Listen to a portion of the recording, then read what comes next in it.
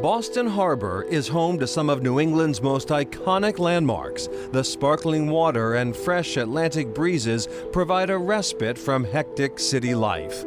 But it wasn't too long ago that the harbor was not a destination or a source of much Boston pride. The city was built with its back to the harbor because it was a horrible place.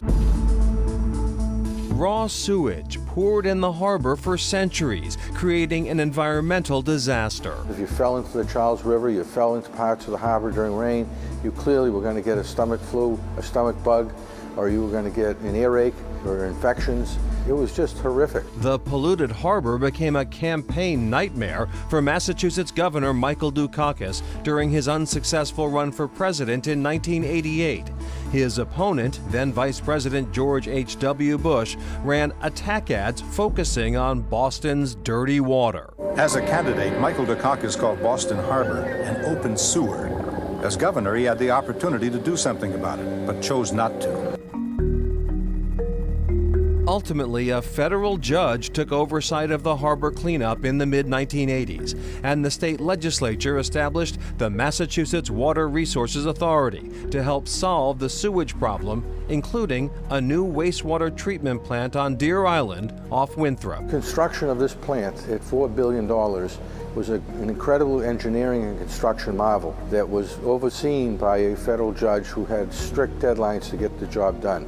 And it included building of the digesters, which reduces the sludge. Fred Lasky has been the MWRA's executive director since 2001. He compares the Deer Island digesters to human stomachs. We put the bugs, if you will, into it. We maintain it at 98 degrees, and we put the liquid sludge in it. And basically what the bugs do, just like your stomach, they eat the sludge, and they dramatically reduce the amount of sludge that we need to deal with by eating it. And it creates methane gas, which we capture 98% of the methane gas and use it to create electricity and heat here on the Deer Island. Lasky says he measured the success of the harbor cleanup in 2018. An unexpected guest stopped by the shores of Deer Island for a swim. It was like, yeah, you know, because it's an indicator that the harbor is clean enough for that mammal to come in and fish and look like it was playing, just flopping along, jumping out of the water. But it really was a morale booster for all the folks who have worked so hard on this project and work every day to make sure that the water is clean and safe and that we're doing our jobs. And it's a tribute to the folks who work here at the MWRA. They're the true environmentalists. Lasky says it's important to remember Deer Island's success stories as well as its dark past. Deer Island was an internment camp in the 1600s. Just a horrifically cruel event where in the dead of winter, Native Americans were put out on this island with no provisions. And then you roll forward where the immigrants coming in, particularly from Ireland, were isolated here. Then it became a jail. It was something out of a horror movie.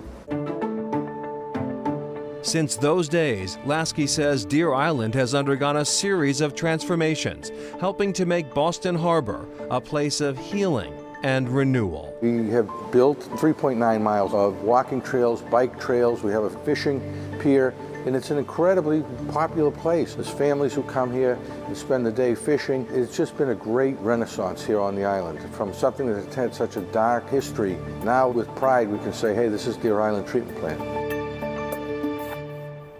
Deer Island has also played a key role in forecasting COVID surges.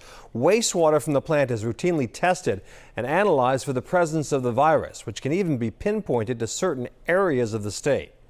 And if you want to visit Deer Island's 60 acres of open space, you don't need a boat. It's actually a peninsula created when the hurricane of 1938 filled in a channel.